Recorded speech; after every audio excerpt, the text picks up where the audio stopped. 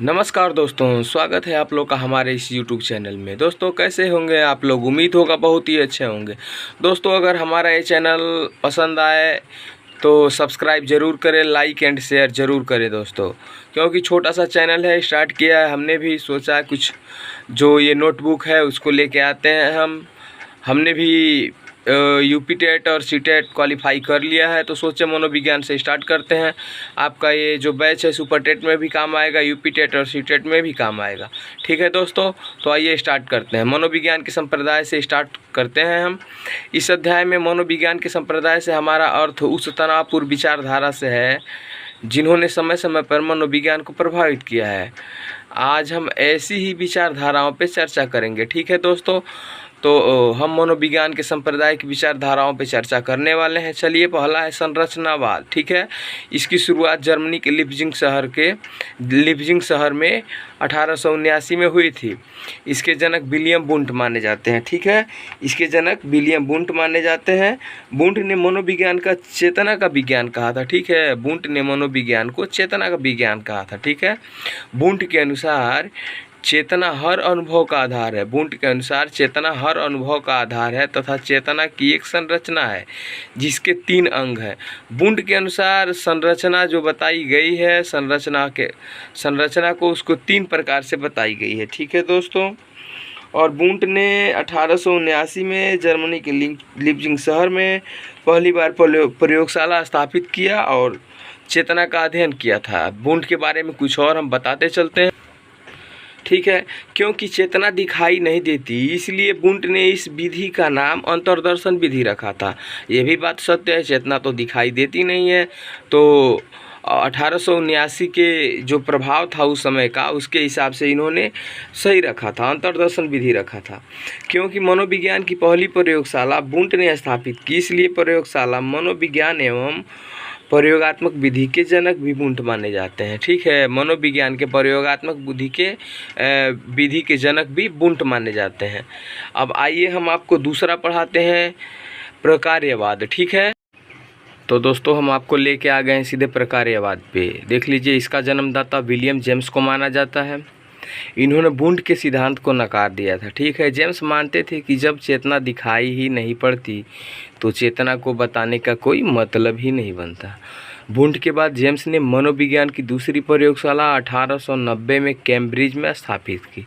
किसमें स्थापित की? 1890 में कैम्ब्रिज में। किसमें स्थापित की? 1890 में कैम्ब्रिज में। 1890 याद रख लीजिएगा, कैम्ब्रिज में। इसका प्रकार्यवाद का जन्मदाता विलियम जेम्स को याद रख लीजिएगा, एग्जाम में बहुत सारा पूछा जाता है। ठीक है, और इसके बाद से आते हैं किस विश्वविद्यालय में स्थापित की, तो कैम्ब्रिज विश्वविद्यालय में स्थापित की।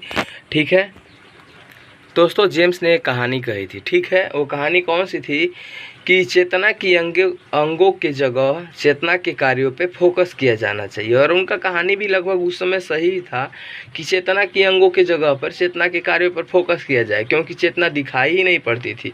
तो इसलिए उनके संप्रदाय का नाम प्रकार्यवाद पड़ गया। इसलिए उनके संप्रदाय का नाम क्या पड़ गया? प्रकार्यवाद। वुंट के बाद जेम्स ने मनोविज्ञान की दूसरी प्रयोगशाला किसमें स्थापित की थी? 1890 में कैम्ब्रिज में स्थापित की थी। ठीक है, और जेम्स की पुस्तक द प्रिंसिपल ऑफ साइकोलॉजी को मनोविज्ञान का पहला प्रमाणित पुस्तक माना जाता है, जिसकी लोकप्रियता ने जेम्स को प्रकार्यवाद का जनक बना दिया। ठीक है, द प्रिंसिपल ऑफ साइकोलॉजी देख रहे हैं, द प्रिंसिपल ऑफ साइकोलॉजी को की जो व्यवस्था थी, जो लेख लिखी इन्होंने, उस पुस्तक ने इनको प्रकार्यवाद का जनक बना दिया। ठीक है, जेम्स ने संवेग का जेम्स लैंग सिद्धांत भी दिया था। जेम्स ने क्या दिया था? संवेग जेम्स लैंग सिद्धांत, जिसका अर्थ होता है व्यवहार पहले आता है तथा संवेगों का जन्म बाद में होता है। ये किसका मानना था? तो ये मानना था विलियम जेम्स का। विलियम जेम्स ने विलियम वुंट के सिद्धांतों को सीधा नकार दिया था। ठीक है दोस्तों, तो अब हम लेके आपको चलेंगे सीधे व्यवहारवाद पे। तो दोस्तों हम व्यवहारवाद पे लेके आ गए हैं आप लोग को। दोस्तों देखिए, व्यवहारवाद का जनक जे.बी. वाटसन को बोला जाता है। ठीक है, 1913 में अमेरिका के हॉकिंस यूनिवर्सिटी में जे.बी. वाटसन ने व्यवहारवाद की नींव रखी। वाटसन ने वुंट और जेम्स के सिद्धांत को यह कहकर नकार दिया कि जब चेतना दिखाई ही नहीं देती तो चेतना का अध्ययन बेकार है। ठीक है, इतना याद रख लीजिए। हॉकिंस यूनिवर्सिटी है जो, वो जेबी वाटसन ने व्यवहारवाद की नींव उसी में रखी थी। ठीक है, और जेम्स और वुंट के जो सिद्धांत थे उसको इन्होंने नकार दिया था, 1913 में रखी थी। ठीक है, इसलिए मनोविज्ञान में चेतना की जगह बाहरी व्यवहार का अध्ययन किया जाए, क्योंकि बाहरी व्यवहार सभी को दिखाई देता है। विलियम वुंट का यही कहना था कि बाहरी व्यवहार सभी को दिखाई देता है, इसलिए चेतना की जगह पे बाहरी व्यवहार का अध्ययन किया जाए। वास्तविकता तो यही है कि सबको बाहर की ही चीज़ें दिखाई देती हैं, हम किस तरह से व्यवहार करते हैं, कैसे रहते हैं। तो विलियम जेबी वाटसन ने भी यही कहा था। ठीक है, इसलिए वाटसन के अध्ययन की विधि बाह्य विधि कहलाई। ठीक है, इसलिए वाटसन के अध्ययन की विधि बाह्य विधि कहलाई। वाटसन के अध्ययन की विधि क्या कहलाई? तो वाटसन की विधि बाह्य विधि कहलाई। इसको याद रख लीजिएगा। वाटसन के जो विधि थी वह बाह्य विधि कहलाई। उद्दीपक हमेशा बाहरी वातावरण में होता है, ये जेबी वाटसन ने कहा था। उद्दीपक हमेशा बाहरी वातावरण में होता है। जन्म के समय सभी शिशु समान होते हैं। इस बात को भी ध्यान से रख लीजिएगा कि जन्म के समय सभी शिशु समान होते हैं, किसने कहा था? जेबी वाटसन ने कहा था। उद्दीपक हमेशा बाहरी वातावरण में होता है, किसने कहा था? जेबी वाटसन ने कहा था। वाटसन की पुस्तक कौन सी थी? देख लीजिए, ये वाटसन की पुस्तक थी बिहेवियरिज्म थी। ये वाटसन की पुस्तक बिहेवियरिज्म थी। ठीक है, और वाटसन की जो पुस्तक थी बिहेवियरिज्म थी। भय, क्रोध, स्नेह ही संवेग है। जेबी वाटसन ने क्या कहा था?